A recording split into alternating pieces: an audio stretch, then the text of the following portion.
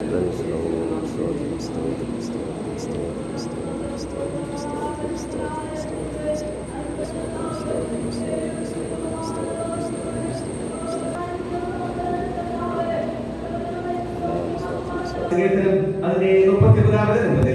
48-ാമത്തെ വചനം വരെ വായിക്കപ്പെടുന്ന വാക്യമായിട്ട് വായിക്കാം.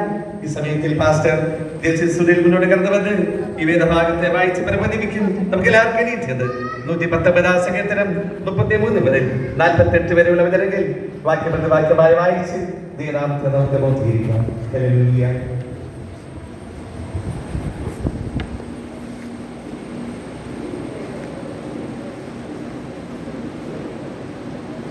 Price the lord. Hallelujah, hallelujah. സങ്കീർത്തനങ്ങൾ 119-33 മുതൽ 48 വരെയുള്ള വാക്യങ്ങൾ നമുക്ക് വാക്യം പ്രതി വാക്യമായിട്ട് വായിക്കാം. അവസാനത്തെ വാക്യം ചേർന്ന് വായിക്കാം. യഹോവേ, നിന്റെ ചട്ടങ്ങളുടെ വഴി എന്നെ ഉപദേശിക്കണമേ, ഞാൻ അതിനെ അവസാനത്തോളം പ്രമാണിക്കും.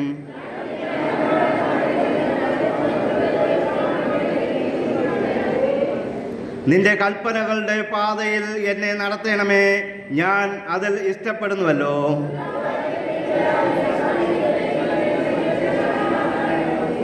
വ്യാജത്തെ നോക്കാതെ വണ്ണം എൻ്റെ കണ്ണുകളെ തിരിച്ച് നിന്റെ വഴികളിൽ എന്നെ ജീവിപ്പിക്കണമേ. ഞാൻ പേടിക്കുന്ന നിന്നെ അകറ്റിക്കളയണമേ, നിന്റെ വിധികൾ നല്ലവയല്ലോ.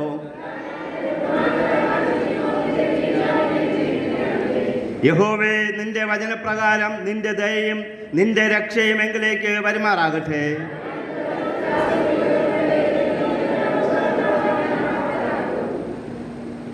ഞാൻ നിന്റെ വിധികൾക്കായി കാത്തിരിക്കിയാൽ സത്യത്തിൻ്റെ വചനം എൻ്റെ വായിൽ നിന്ന് നീക്കിക്കളയരുതേ. നിന്റെ പ്രമാണങ്ങളെ ആരായുന്നത് കൊണ്ട് ഞാൻ വിശാലതയിൽ നടക്കും.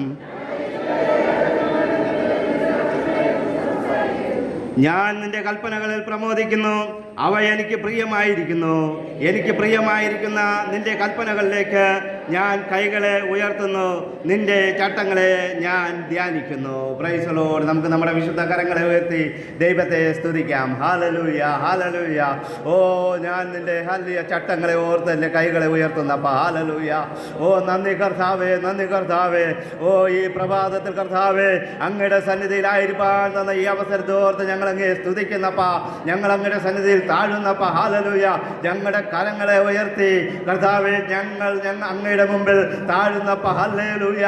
ഈ വചനത്തിന് മുമ്പിൽ ഞങ്ങൾ താഴുന്നപ്പാ. ഹല്ലേലൂയ. ഓ, താഴ്മയുള്ളവർക്ക് യഹോവയുടെ കടാക്ഷം ലഭിക്കുന്നുവെന്ന് അങ്ങയുടെ വചനം ഞങ്ങളെ പഠിപ്പിക്കുമ്പോൾ കർത്താവേ, ഈ വചനപ്രകാരം ഓ ജീവിച്ച് അനുസരിച്ച് മുന്നോട്ട് പോയി അങ്ങയിൽ നിന്നുള്ള നന്മകൾ പ്രാപിപ്പാൻ അങ്ങ് ഈ ജനത്തെ സഹായിക്കുമാറാകണമേ എന്ന് പ്രാർത്ഥിക്കുന്നപ്പാ. ഹല്ലേലൂയ.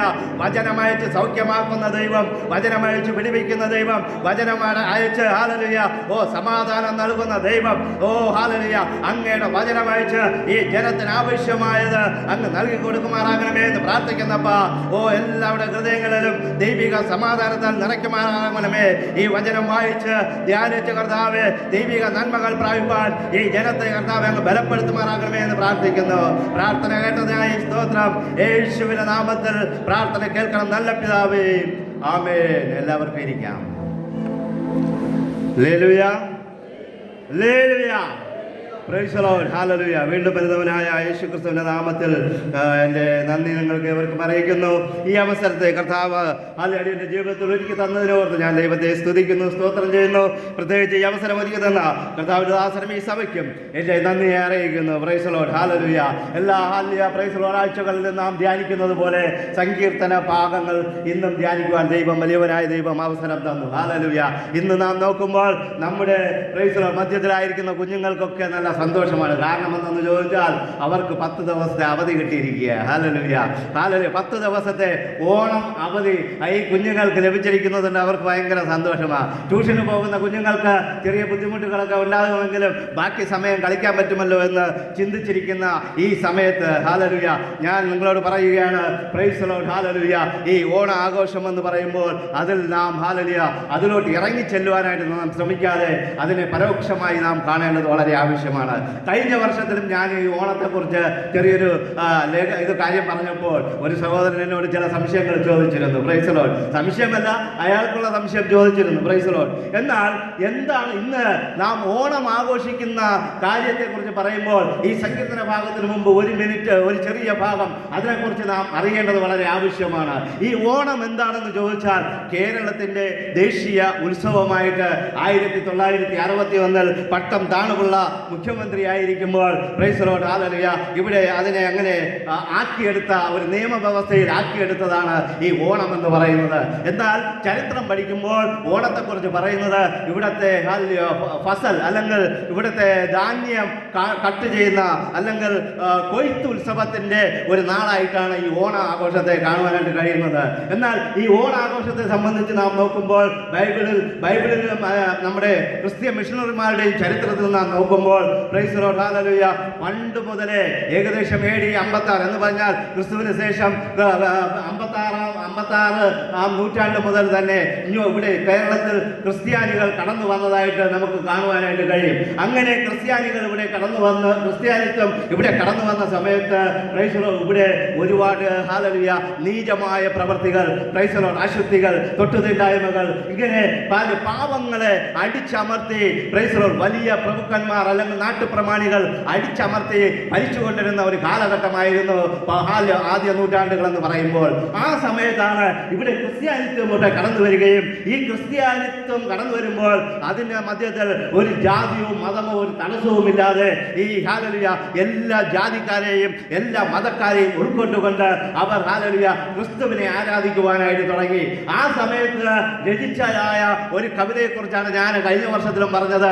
ഈ വർഷത്തിൽ ഞാൻ നിങ്ങളോട് പറയാൻ ആഗ്രഹിക്കുന്നത് മഹാബലി നാട് വാണിടും കാലം എന്ന് പറഞ്ഞുകൊണ്ട് ഹല്ലേലൂയ അന്ന് പാടിയ ഒരു പാട്ട് പിൽക്കാലത്ത് അത് മാവേലി നാട് വാണിടും കാലം എന്ന് പറഞ്ഞ് കാണുവാനായിട്ട് ഇടയായി തീർന്നു. എന്നാൽ ഹെർമൻ ഗുണ്ടറ്റിന്റെ കാലത്ത് നാം അവരുടെ ചരിത്രം പഠിക്കുമ്പോൾ പ്രൈസ് ലോർഡ് 1845 ഹെർമൻ ഗുണ്ടറ്റ് എന്ന് പറയുന്ന ഒരു ഇവാഞ്ചലിസ്റ്റ് അല്ലെങ്കിൽ മിഷണറി പ്രൈസ് ലോർഡ് ആ കവിതാ കേരളത്തിന്റെ അല്ലെങ്കിൽ ഇവിടുത്തെ കവിതാ സമാഹാരം അല്ലെങ്കിൽ അവർ പകർത്തി എഴുതിയ കൂട്ടത്തിൽ 1845 ഈ കവിതയും പകർത്തി എഴുതി മാവേലി നാട് വാണിടും കാലം മനുഷ്യരെല്ലാവരും ഒന്നുപോലെ. എന്തുകൊണ്ടെന്ന് ചോദിച്ചാൽ ആദിമ നൂറ്റാണ്ടിൽ ഇവിടെ കടന്ന ഈ പ്രശ്നങ്ങൾക്ക് മധ്യത്തിൽ ഈ പാവപ്പെട്ട ജനതയെ ഉൾപ്പെടുത്തിക്കൊണ്ട് ക്രിസ്ത്യാനികൾ അല്ലെങ്കിൽ മിഷണറിമാർ അവരെ സഭയിൽ ഉൾപ്പെടുത്തിക്കൊണ്ട് മുന്നോട്ട് പോകുമ്പോൾ അവർ കൊയ്ത്തിനിറങ്ങുമ്പോൾ പാടിയ ഒരു പാട്ടാണ്. ഈ കൊയ്ത്തിനിറങ്ങുമ്പോൾ പാടിയ പാട്ട് എന്തെന്ന് ചോദിച്ചാൽ യേശു കർത്താവ് ഈ ഭൂമിയിൽ 1000 വർഷം ഭരിക്കുവാനായിട്ട് വരുന്നതിനെ കുറിച്ച്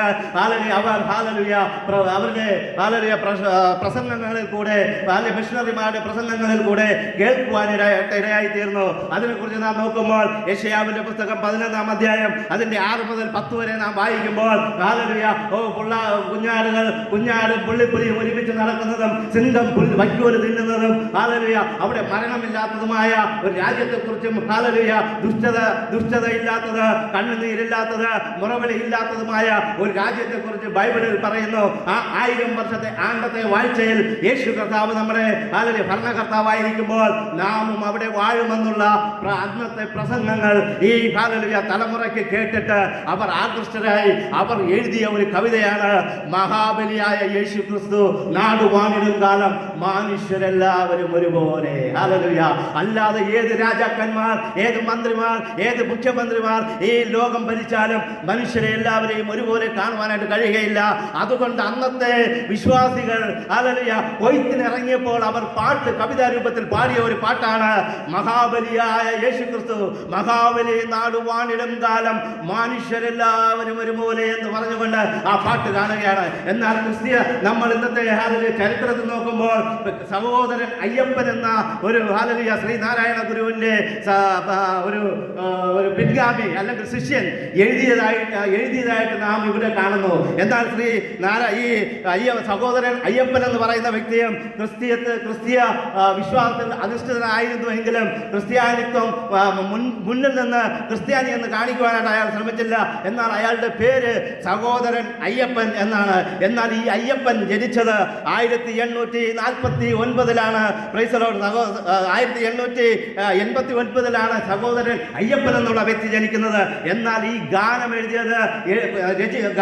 എഴുതിയത് ഗുണ്ട എന്ന് പറഞ്ഞ അവരുടെ പുസ്തകത്തെ നോക്കുമ്പോൾ 1845 ഇതിൽ എഴുതപ്പെട്ടതായിട്ട് കാണപ്പെടുന്നു. പ്രിയ മക്കളെ, അങ്ങനെ ചരിത്രം പഠിച്ചു വരുമ്പോൾ യേശുക്രിസ്തുവിന്റെ സുവിശേഷത്തിൽ ആകൃഷ്ടരായി അന്നത്തെ ജനം എഴുതിയ ഒരു കവിത പിൽക്കാലത്തിൽ അവർ പാടി കൊയ്യുമ്പോഴും എപ്പോഴും പാടി വന്ന ഒരു പാട്ടാണ് മഹാബലിയായ യേശുക്രിസ്തു നാടുവാണിടും കാലം മനുഷ്യരെല്ലാവരും ഒരുപോലെ എന്ന്. അതുകൊണ്ട് ഇന്നത്തെ ദൈവജനത്തോട് എനിക്ക് പറയുവാനുള്ളത്, അപ്പോസ്തലനായ പൗലോസ് ഒരിക്കൽ നമുക്ക് അപ്പോസ്തലനായ പൗലോസ് അതിന്റെ അപ്പോസ്തല പ്രവൃത്തികൾ 17-ാം അധ്യായം അതിന്റെ 22 മുതൽ 25 വരെയുള്ള വാക്യങ്ങൾ വായിക്കുമ്പോൾ അവിടെ പൗലോസ് അപ്പോസ്തലൻ ഒരാൾ വായിച്ചാട്ടെ.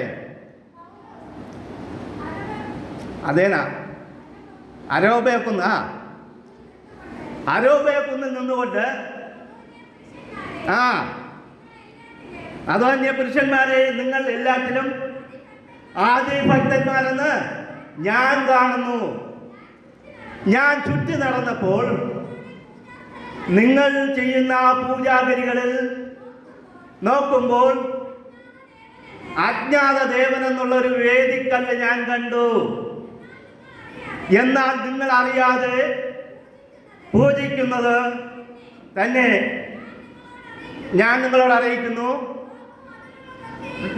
ലോകവും അതിലുള്ളതൊക്കെയും ഉണ്ടാക്കിയ ആ ദൈവം സ്വർഗത്തിനും ഭൂമിക്കും നാഥനാകൊണ്ട് കൈപ്പണിയായ ക്ഷേത്രങ്ങളിലോ പള്ളികളിലോ വസിക്കുന്നില്ല. വായിച്ചാട്ടെ, മതി. ഈ ദൈവം എല്ലാവർക്കും ജീവനും ശ്വാസവും കൊടുക്കുന്നു എന്ന് പറഞ്ഞുകൊണ്ട് പൗലോസ് അപ്പോസ്തലൻ അടുത്ത് അവിടെ വന്നു നിന്നുകൊണ്ട് പറയുന്ന ഒരു കാര്യമാണ്, നിങ്ങൾ ആരാധിക്കുന്ന കാര്യം ഇന്നതെന്ന് നിങ്ങൾക്ക് തിരിച്ചറിയുന്നില്ല. എന്നാൽ നിങ്ങൾ ആരാധിക്കുന്ന അനേക ദൈവങ്ങളുടെ മധ്യത്തിൽ ഞാനൊരു കല്ലിനെ കണ്ടു. ആ കല്ലിൽ ഇങ്ങനെയാണ് എഴുതി വെച്ചിരിക്കുന്നത്, അജ്ഞാത ദേവൻ എന്നുള്ള ഒരു വ്യക്തിയെ നിങ്ങൾ ആരാധിക്കുന്നു. ആ അജ്ഞാത ദേവൻ എന്ന് പറയുന്ന പുള്ളി ആരാണ്? അതാണ് ഞാൻ പറയുന്ന യേശുക്രിസ്തു. നിങ്ങൾക്കും എനിക്ക് വേണ്ടി മരിച്ചടക്കപ്പെട്ട കർത്താവായ യേശുക്രിസ്തുവിനെ കുറിച്ച് പറയുവാനാണ് ഞാൻ ഇത് പറയാനായിട്ടാണ് ഞാൻ ഇവിടെ ആയിരിക്കുന്നത്. എന്നാൽ നിങ്ങൾ ഭയങ്കര ഭക്തിയുള്ളവരാണ്. എന്നാൽ നിങ്ങൾക്ക് ഭക്തി ഉണ്ടെങ്കിലും നിങ്ങൾക്ക് ഈ അജ്ഞാത ദേവൻ ആരാണെന്ന് അറിയത്തില്ല. ആ ദേവനെ കുറിച്ച് പറയുവാനാണ് പൗലോസ് അപ്പോസ്തലൻ അവിടെ നിന്നുകൊണ്ട് അവരോട് വിളിച്ചു പറയുന്നത്, നിങ്ങൾക്ക് ഭക്തിയുള്ളത് ശരി തന്നെ, ഈ അജ്ഞത നിങ്ങൾ അറിഞ്ഞിരിക്കണം. ഈ അജ്ഞാത ദേവൻ ആരെന്നുള്ളത് നിങ്ങൾ അറിഞ്ഞുവെങ്കിൽ നിങ്ങൾ ഇന്ന് കാണുന്ന ഈ മിഥ്യാമൂർത്തികളെല്ലാം വിട്ടുപിരിഞ്ഞ് നിങ്ങൾ ജീവനുള്ള ദൈവത്തെ, ഈ ഭൂമിയെയും ഭൂമണ്ഡലത്തെയും ഉണ്ടാക്കിയ ദൈവത്തെ ആരാധിപ്പാൻ നിങ്ങൾ ഓടി വരുമെന്ന് പറഞ്ഞുകൊണ്ട് പൗലോസ് അപ്പോസ്തലൻ പറയുകയാണ്. അതുപോലെ തന്നെയാണ് ഇന്നത്തെ ഓണത്തെ കുറിച്ച് നമുക്ക് പറയുവാനായിട്ട് അറിയില്ല. എന്താണ് ഇതിന്റെ ചരിത്രമെന്ന് അറിയില്ല, പാട്ടുകളെ കുറിച്ച് ചരിത്രം അറിയില്ല. എന്നാൽ ഓണം ആഘോഷിക്കുന്നവരോട് ഞാനൊരു കാര്യം പറയാം, ഓണം നമുക്ക് ആഘോഷിക്കേണ്ടതല്ല. Price the Lord. എന്നാൽ ഈ ഓണത്തെ കുറിച്ച് നാം ചിന്തിക്കുമ്പോൾ നമുക്ക് വേണ്ടി മരിച്ചു ഉയർത്തെഴുന്നേറ്റ ഒരു മഹാബലിയായി തീർന്ന യേശുക്രിസ്തുവിനെ നാം ഓർക്കണം. അവൻ നമുക്ക് വേണ്ടി, നമ്മുടെ ജീവിതത്തിന് വേണ്ടി, നമ്മുടെ കുടുംബത്തിന് വേണ്ടി എന്ത് ചെയ്തുകൊണ്ടിരിക്കുന്നു, എന്ത് ചെയ്തിട്ടുണ്ടെന്ന് നാം ഓർത്ത് ആ ദൈവത്തെ എപ്പോഴും പിൻപറ്റണമെന്ന് ദൈവത്തിന്റെ വചനത്തിൽ കൂടെ ഞാൻ നിങ്ങളോട് ഓർമ്മിപ്പിക്കുകയാണ്. ഹല്ലേലൂയ. അത്തപ്പൂ ഇട്ടുകൊണ്ട് ഹല്ലേലൂയ ലോകജാതികൾ ചെയ്യുന്നത് പോലെ ഹല്ലേലൂയ പ്രൈസ് ദി ലോർഡ് മഹാബലിയായ യേശുവിനെ അല്ല അവർ സ്വീകരിക്കുന്നത്. മാവേലി എന്ന് പറയുന്ന ചരിത്രത്തിലില്ലാത്ത ഒരു പുരാണത്തിൽ കെട്ടുകഥയിലുള്ള ഒരു സംഭവം അവർ ആരാധിക്കുമ്പോൾ നാം ആരാധിക്കുന്നത് നമ്മുടെ ജീവനുള്ള ദൈവം, നമുക്ക് വേണ്ടി മരിച്ചടക്കപ്പെട്ട ആ ക്രിസ്തു, ഹല്ലേലൂയ, നമുക്ക് വേണ്ടി ബലിയായി തീർന്ന ആ ക്രിസ്തുവിനെ നാം ഓർക്കണം. ഓർത്തുകൊണ്ട് ഓരോ നിമിഷവും നാം നന്ദിയുള്ളവരായിരിക്കണമെന്ന് ഞാൻ നിങ്ങളോട് പറയുകയാണ്. ഹല്ലേലൂയ. അതുകൊണ്ട് പ്രിയ ദൈവമക്കളെ, ഹല്ലേലൂയ, യേശു ക്രിസ്തുവിന് ശേഷം 52 ക്രിസ്ത്യാനിത്വം ഇവിടെ വന്നുവെങ്കിലും ഇന്നും ഇന്ത്യയുടെ ചരിത്രം എടുത്താൽ 2% ക്രിസ്ത്യാനിത്വമേ കാണാനുള്ളൂ. എന്നാൽ ഹല്ലേലൂയ അവർ ഹല്ലേലൂയ അവരുടെ ക്രിസ്ത്യാനി എന്നുള്ള പേരിലാക്കാത്തത് കൊണ്ടാണ് ഇത്രയും കുറഞ്ഞ ചരിത്രം നമുക്ക് കാണുവാനായിട്ട് കഴിയും. എന്നാൽ ഹല്ലേലൂയ സെൻസസ് പ്രകാരം, അല്ലാതെയുള്ള സെൻസസ് പ്രകാരം ഏകദേശം 18% ക്രിസ്ത്യാനികൾ ഇന്ത്യയിലുള്ളതായിട്ട് പറയപ്പെടുന്നു. അത് ഹല്ലേലൂയ ഡയറക്റ്റ് സെൻസസ് അല്ല, ഇൻഡയറക്റ്റ് സെൻസസ് ആണ്. എന്നാൽ ഞാൻ നിങ്ങളോട് ഒരു കാര്യം കൂടെ പറയാം. ബൈബിളിൽ പറയുന്ന കാര്യമെന്ന് പറയുന്നത് ദൈവത്തെ ആരാധിക്കുക, ദൈവത്തിന്റെ ചട്ടത്തിൽ നിന്ന്, ദൈവ ദൈവത്തെ സ്തുതിച്ച് മുന്നേറുക എന്നുള്ളതാണ്. ഇവിടെ സങ്കീർത്തന ഭാഗത്തിൽ നമുക്ക് കാണുവാനായിട്ട് കഴിയും ദാവീദിന്റെ ഒരു സങ്കീർത്തനമാണ്. ഈ സങ്കീർത്തനത്തെ നാം നോക്കുമ്പോൾ ഇതിലെ 34-ാം വാക്യം ഇങ്ങനെ പറയുന്നു, ചട്ടം പ്രമാണിക്കണം. ഹല്ലേലൂയ. ദൈവത്തിന്റെ ചട്ടത്തെ കുറിച്ച് ഈ സങ്കീർത്തനത്തിൽ വ്യക്തമായി പറയുകയാണ്. എന്താണ് ചട്ടമെന്ന് ചോദിച്ചാൽ ഇന്നത്തെ ലോക്കൽ ഭാഷയിൽ പറഞ്ഞാൽ നിയമവ്യവസ്ഥിത എന്നാണ്. എന്നാൽ ഒരു മരപ്പണിക്കാരനോട് ചോദിച്ചാൽ ചട്ടം എന്തെന്ന് ചോദിച്ചാൽ അവൻ കതക് ചട്ടത്തിനകത്ത് ഉൾപ്പെടുത്തി ഒരു കതക് ചെയ്യുന്നത് പോലെ, ചട്ടം കൊണ്ട് ഒരു ജനൽപ്പാളി ചെയ്യുന്നത് പോലെ അത് ഒരു ചട്ടമാണ്. ഹല്ലേലൂയ. അത് ആശാരിയുടെ ഭാഷയിൽ അല്ലെങ്കിൽ മരപ്പണിക്കാരന്റെ ഭാഷയിൽ അതൊരു ചട്ടമാണെങ്കിലും ആ ചട്ടം എന്തിനു വേണ്ടി ഉപയോഗിക്കുന്നു എന്ന് ചോദിച്ചാൽ കതക് തള്ളി നെരുങ്ങി വെളിയിലോട്ട് ചാടാതിരിക്കാൻ ഒരു ചട്ടക്കൂടിനകത്ത് ആ കതക് ചെയ്യുന്നത് പോലെ, ഒരു ചട്ടത്തിനകത്ത് ഒരു ജനൽപ്പാളി ചെയ്യുന്നത് പോലെ യേശു ക്രിസ്തു ദൈവത്തിന്റെ വചനം എങ്ങനെ പറയുകയാണ്, യേശു ക്രിസ്തുവിൽ ആശ്രയിച്ച് നിൽക്കുന്നവൻ, ദൈവത്തിൽ ആശ്രയിച്ച് നിൽക്കുന്നവൻ ഈ ചട്ടക്കൂടിനകത്ത് നിൽക്കേണ്ടത് വളരെ ആവശ്യമാണ്. എന്നാൽ ഈ ചട്ടക്കൂടിനകത്ത് നിൽക്കുന്ന ഒരു വ്യക്തിക്ക് ഒരു പ്രാവശ്യവും വെളിയിലോട്ട് ചാടിപ്പോകേണ്ടതായിട്ട് വരികയില്ല. ഹല്ലേലൂയ. കാരണം ഈ ചട്ടക്കൂട് വലിയ ബലമുള്ളതാണ്, നല്ല സ്ട്രോങ് ആയതാണ്. ഹല്ലേലൂയ. അതുകൊണ്ട് പ്രിയ ദൈവമക്കളെ, ഇവിടെ എങ്ങനെയാണ് പറയുന്നത്? 34-ാം വാക്യത്തിൽ ഞാൻ നിന്റെ ന്യായപ്രമാണം കാക്കേണ്ടതിന്, അതിനെ പൂർണ്ണ ഹൃദയത്തോടെ പ്രമാണിക്കേണ്ടതിന് എനിക്ക് ബുദ്ധി നൽകണമേ എന്ന് പറഞ്ഞുകൊണ്ട് അവൻ പറയുകയാണ്. ഹല്ലേലൂയ. ദൈവത്തിന്റെ ചട്ടങ്ങൾ പഠിക്കണമെങ്കിൽ, ചട്ടത്തിനകത്ത് നിൽക്കണമെങ്കിൽ, ദൈവവചനപ്രകാരം ജീവിക്കണമെങ്കിൽ നമുക്കൊരു ബുദ്ധിയുടെ ആവശ്യമുണ്ട്. ഹല്ലേലൂയ. നമുക്ക് ബുദ്ധി ആവശ്യമുണ്ട്. ബുദ്ധിയില്ലാത്തവർ ചട്ടം വിട്ട് ഓടിക്കൊണ്ടേയിരിക്കും. ചട്ടം വിട്ട് ദൈവത്തിന്റെ വ്യവസ്ഥകൾ വിട്ട്, ദൈവത്തിന്റെ വചനം വിട്ട് അവർ ഓടിക്കൊണ്ടേയിരിക്കും. ഹല്ലേലൂയ. Praise the Lord. എന്നാൽ ഞാൻ നിങ്ങളോട് പറയുകയാണ്, നിങ്ങൾ ബുദ്ധിമാന്മാരായിരിക്കുന്നത് കൊണ്ട് ചട്ടത്തിനുള്ളിൽ നിൽക്കുന്നു. ദൈവവചനമാകുന്ന ചട്ടത്തിനുള്ളിൽ നിൽക്കുമ്പോൾ നമുക്ക് ഒരുപാട് കാര്യങ്ങൾ ദൈവത്തിൽ നിന്ന് പ്രാപിക്കുവാനായിട്ട് കഴിയും. ഇവിടെ ചട്ടം പ്രമാണിക്കുവാൻ ബുദ്ധി ആവശ്യമുണ്ട്. ബുദ്ധി എവിടെ നിന്ന് കിട്ടുമെന്ന് ചോദിച്ചാൽ ദൈവം പറയുകയാണ്, ഹല്ലേലൂയ, യഹോവ ഭക്തി ജ്ഞാനത്തിന്റെ ആരംഭം അല്ലെങ്കിൽ ബുദ്ധിയുടെ ആരംഭം എന്നാണ്. അങ്ങനെയാണെങ്കിൽ ദൈവത്തിൽ ആശ്രയിച്ച് മുന്നേറുന്ന ഒരു വ്യക്തിക്ക് ബുദ്ധിയുണ്ട്. ആ ബുദ്ധിയുള്ളവൻ ദൈവത്തിന്റെ ചട്ടങ്ങൾക്ക് അകത്ത് നിന്നുകൊണ്ട് പ്രൈസ് ദി ലോർഡ് ദൈവത്തെ ആരാധിക്കുകയും ദൈവത്തിൽ നിന്ന് നന്മകൾ പ്രാപിക്കുകയും ദൈവത്തിൽ നിന്ന് വിടുതൽ പ്രാപിക്കുകയും ചെയ്യുമെന്ന് ഈ 34-ാം സങ്കീർത്തന ഭാഗത്തിൽ പറയുകയാണ്. ഹല്ലേലൂയ. എന്നാൽ അതിന്റെ 36-36 വാക്യത്തിൽ ഇങ്ങനെ പറയുന്നു, പ്രൈസ് ദി ലോർഡ്. ഹല്ലേലൂയ. 35-36 ഞാൻ അതിൽ ഇഷ്ടപ്പെടുന്നുവല്ലോ, ദുരാദായത്തിലേക്കല്ല നിന്റെ സാക്ഷ്യങ്ങളിലേക്ക് തന്നെ എൻ്റെ ഹൃദയം ചായുമാറാക്കണമേ. വ്യാജത്തെ നോക്കാതെ വണ്ണം എൻ്റെ കണ്ണുകളെ തിരച്ച് നിന്റെ വഴികളിൽ എന്നെ ജീവിപ്പിക്കണമേ. ഹല്ലേലൂയ. ദുരാദായം ആഗ്രഹിക്കുന്നവർ ഇത് നാം നോക്കുമ്പോൾ ഹല്ലേലൂയ ദുരാദായം അല്ലെങ്കിൽ കൈക്കൂലികൾ ഹല്ലേലൂയ ആഗ്രഹിക്കാത്ത ഉദ്യോഗസ്ഥന്മാർ വളരെ കുറവാണ്. ഹല്ലേലൂയ. Praise the lord. പ്രിയ ദൈവമക്കളെ, ദുരാദായം എന്ന് പറയുമ്പോൾ ദുരാദായം വാങ്ങുന്നവർക്ക് പ്രൈസ് ദി ലോർഡ് ദുരനുഭവങ്ങൾ ഒരുപാടുണ്ടാകും. ഹല്ലേലൂയ. ജീവിതത്തിൽ കഷ്ടതകളുണ്ടാകും, കുടുംബത്തിൽ പാളിച്ചകളുണ്ടാകും. അവരുടെ ജീവിതം മുന്നോട്ട് പോകുമ്പോൾ നമുക്ക് മനസ്സിലാക്കുവാനായിട്ട് കഴിയും അവർ കൈക്കൂലി വാങ്ങിച്ചതിൻ്റെ ഭവിഷ്യത്തുകൾ അവരെ തലമുറകൾ വരെയും അനുഭവിക്കുന്നത് കാണുവാനായിട്ട് കഴിയും. ബൈബിളിൽ ഒരു ഹല്ലേലൂയ ആളെക്കുറിച്ച് നമുക്ക് കാണുവാനായിട്ട് കഴിയും. ഹല്ലേലൂയ. എലീശായുടെ ബാല്യക്കാരനായ ഗേഹസി. ഹല്ലേലൂയ. അവിടെ നാം നോക്കുമ്പോൾ നയമാൻ തന്റെ കുഷ്ഠരോഗം മാറ്റിക്കൊടുക്കുവാനായിട്ട് വരുമ്പോൾ പ്രൈസ് ദി ലോർഡ് എലീശ പറയുകയാണ്, നീ പോയി യോർദാനിൽ 7 പ്രാവശ്യം മുങ്ങി എഴുന്നേറ്റ് സൗഖ്യമായിട്ട് നീ പൊക്കോ എന്ന് പറയുക. ഹല്ലേലൂയ. 7 പ്രാവശ്യം മുങ്ങാൻ പറഞ്ഞു. അവൻ ഹല്ലേലൂയ ആദ്യം മുങ്ങാൻ കൂട്ടാക്കിയില്ല എങ്കിലും ഹല്ലേലൂയ അവന്റെ കൂടെ വന്ന ഭൃത്യന്മാർ പറഞ്ഞു, ഓ യജമാനനെ, അവൻ വേറെ ഒന്നും അല്ലല്ലോ ചോദിച്ചത്, നിന്റെ അടുത്ത് 1 ഏക്കർ വസ്തുവോ 1 കോടി രൂപയോ ഒന്നും അല്ലല്ലോ ചോദിച്ചത്, ഒന്ന് 7 പ്രാവശ്യം മുങ്ങാനല്ലേ നിന്നോട് പറഞ്ഞുള്ളൂ. അതും യോർദാന്റെ വെള്ളത്തിലൊന്ന് മുങ്ങാനാണ് പറഞ്ഞിട്ടുള്ളത്. അത് കലങ്ങ വെള്ളമാണെങ്കിലും മുങ്ങുമ്പോൾ സൗഖ്യമായാൽ ഹല്ലേലൂയ നിസ്സാരം 5 മിനിറ്റിന്റെ കാര്യം. നീ പൂർണ്ണ സൗഖ്യമുള്ളവനാകുമെന്ന് അവനെ ഉത്തേജിപ്പിച്ച് അവൻ ഹല്ലേലൂയ 7 പ്രാവശ്യം മുങ്ങി എഴുന്നേറ്റപ്പോൾ അവൻ കൊച്ചു ബാലന്റെ ദേഹം പോലെ, കുഷ്ഠരോഗിയായ മനുഷ്യൻ കൊച്ചു ബാലന്റെ ദേഹം പോലെ ആയിത്തീർന്നു. അവൻ ഹല്ലേലൂയ അവൻ അതുവഴി അവന്റെ രാജ്യത്തോട്ട് കടന്നുപോയില്ല. സൗഖ്യം പ്രാപിച്ചിട്ട് അവന്റെ കാര്യത്തിലോട്ട് പോയില്ല. സൗഖ്യവും പ്രാപിച്ച് വിടുതലും പ്രാപിച്ച് അവന്റെ ഇഷ്ടപ്രകാരം നടന്നില്ല. എന്നാൽ ഹല്ലേലൂയ അവൻ മടങ്ങി വന്ന് എലീശയോട് പറയുകയാണ്, ഞാൻ സൗഖ്യം പ്രാപിച്ചു. ഹല്ലേലൂയ. അതുകൊണ്ട് ഞാൻ കൊണ്ടുവന്ന സമ്മാനങ്ങൾ നീ വാങ്ങണം. ഹല്ലേലൂയ. അതൊരു പ്രതിഗ്രഹമായിട്ട് ഒരു ഹല്ലേലൂയ ഒരു നന്മയായിട്ട് നീ വാങ്ങണമെന്ന് പറഞ്ഞപ്പോൾ അവൻ പറയുക, ഞാൻ വാങ്ങുകയില്ല. എനിക്ക് സൗജന്യമായി കിട്ടി, ഞാൻ സൗജന്യമായി നൽകി. ആ നന്മ വാങ്ങേണ്ടത് ഹല്ലേലൂയ ഞാനല്ല, നീ തിരിച്ചു പോകോ. അങ്ങനെ അവൻ തിരിച്ചു പോകുമ്പോൾ പ്രൈസ് ദി ലോർഡ് ഹല്ലേലൂയ എലീശയോട് കൂടെ നിന്ന ഗേഹസി ശിഷ്യൻ ഹല്ലേലൂയ ആ ശിഷ്യൻ ഒരു തോന്നൽ, ഇവനെങ്ങനെ വിട്ടാൽ പറ്റുകയില്ല, കുറച്ചെങ്കിലും നന്മകൾ വാങ്ങണം, കുറച്ചെങ്കിലും അനുഗ്രഹം അവനിൽ നിന്ന് വാങ്ങണമെന്ന് പറഞ്ഞ് പിന്നാലെ ഓടിപ്പോകുന്നത് നമുക്ക് കാണുവാനായിട്ട് കഴിയും.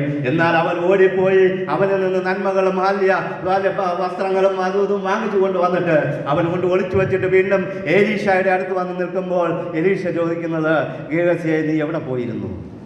അവൻ പറയുക, ഞാൻ ഒരിടത്തും പോയില്ല, ഞാൻ ഇവിടെ തന്നെ ഉണ്ടായിരുന്നു. Price the Lord. ദൈവത്തെ വിട്ട് ഓടിപ്പോകുന്ന ദൈവജനത്തോട് ദൈവത്തിന് ചോദിക്കാനുള്ളത് തന്നെയാണ്, നീ എവിടെ പോയിരുന്നു? നീ എവിടെയായിരുന്നു? നീ ഇന്നലെ രാത്രി എവിടെയായിരുന്നു? മെനങ്ങാന്ന് എവിടെയായിരുന്നു? മെനങ്ങാന്ന് ഉച്ചയ്ക്ക് ഓണപ്പരിപാടി കഴിഞ്ഞിട്ട് സ്കൂളിൽ നിന്ന് നീ എവിടെയായിരുന്നു എന്ന് ദൈവം നിന്നോട് ചോദിക്കുമ്പോൾ നിനക്ക് മറുപടി എന്താണുള്ളത്? ഞാൻ ഹല്ലേലൂയ ദേവന്മാരുടെ മുമ്പിൽ പോയി തുള്ളിച്ചാടി ആരാധിച്ച് ആഘോഷിച്ചിട്ട് വന്നു എന്നാണ് പറയേണ്ടത്? ഇല്ല ദൈവമേ, ഞാൻ നിന്റെ സന്നിധിയിൽ തന്നെ ഇരുന്നു എന്ന് വിശ്വസ്തയോടെ പറയുവാൻ കഴിഞ്ഞാൽ ദൈവത്തിൽ നിന്നുള്ള നന്മകൾ നിങ്ങൾക്ക് പ്രാപിക്കും. അല്ല ഹല്ലേലൂയ അന്യ ദേവന്മാരുടെ മുമ്പിൽ കൂത്താടുവാനായിട്ട് നിങ്ങൾ പോയിട്ടുണ്ടെങ്കിൽ നിങ്ങളുടെ ജീവിതത്തിൽ ഹല്ലേലൂയ നന്മയ്ക്ക് പകരം തിന്മ കടന്നു വരുമെന്നുള്ള ഒരു സംശയമില്ല. ഇന്ന് അങ്ങനെ ഒരു അനുഭവത്തിൽ നിങ്ങൾ ആയിട്ടുണ്ടെങ്കിൽ ഇന്ന് ദൈവത്തോട് ഏറ്റു പറഞ്ഞ് ഉപേക്ഷിച്ച് നിങ്ങളുടെ ജീവിതത്തെ ക്രമീകരിക്കുന്നത് വളരെ അത്യാവശ്യമാണ്. അത് അടുത്ത നിമിഷത്തേക്കല്ല, ഇപ്പോൾ തന്നെ ഹൃദയത്തിൽ നിന്ന് നിങ്ങൾ ദൈവത്തോട് ആലോചന പറയണം. കർത്താവേ, എന്നോട് ക്ഷമിക്കണമെന്ന് പറഞ്ഞ് നിങ്ങൾ മുന്നേറിയാൽ നിങ്ങൾക്ക് നന്മകൾ പ്രാപിപ്പാൻ ദൈവം അവസരമൊരുക്കിയിട്ടുണ്ട്. ഹല്ലേലൂയ.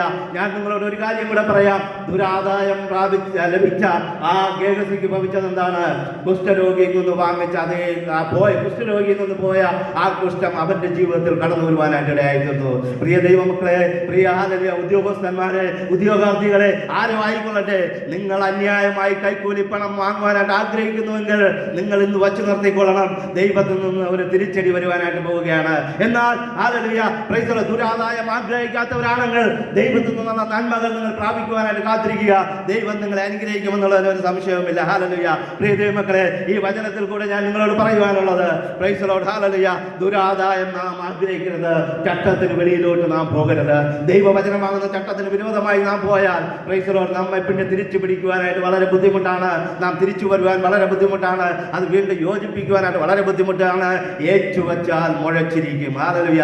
അതുകൊണ്ട് വീണ്ടും യോജിപ്പിച്ചാൽ അത് മുഴച്ചു തന്നെ ഇരിക്കും. അതുകൊണ്ട് ദൈവവചനം വിട്ട് ദൈവത്തിന്റെ കൽപ്പനകൾ വിട്ട് നാം പിന്നോട്ട് ഓടാതെ ദൈവസന്നിധിയിൽ ചേർന്ന് നിന്ന് അത്ഭുതങ്ങളും വീര്യങ്ങളും പ്രവർത്തിക്കുന്നവരായി നാം മാറാം. ദൈവം നമ്മുടെ എല്ലാ ബിസിനസ്സുകളെയും നാം ചെയ്യുന്ന ഉപജീവന മാർഗങ്ങളെല്ലാം ദൈവം അനുഗ്രഹിച്ച് 1000 ഇരട്ടിയായിട്ട് വർദ്ധിപ്പിക്കട്ടെ എന്ന് ആശംസിച്ചുകൊണ്ട് ഹല്ലേലൂയ വാക്കുകൾ ഉപസംഹരിക്കുന്നു. ദൈവം എല്ലാവരെയും സമൃദ്ധിയായി അനുഗ്രഹിക്കട്ടെ. നമുക്കെല്ലാവർക്കും പ്രാർത്ഥനയുടെ ദിവസത്തിലായിരിക്കാം. ആദ്യമായിട്ട് മുന്നോട്ട് വരികയും ഒരു പാട്ട് പാടി സാക്ഷ്യം പ്രസ്താവിക്കും. അതിനുശേഷമായിട്ട് ദൈവത്തിൽ സാക്ഷ്യം പറയും. എല്ലാവരും പ്രാർത്ഥനയുടെ ദിവസത്തിലായിരിക്കും.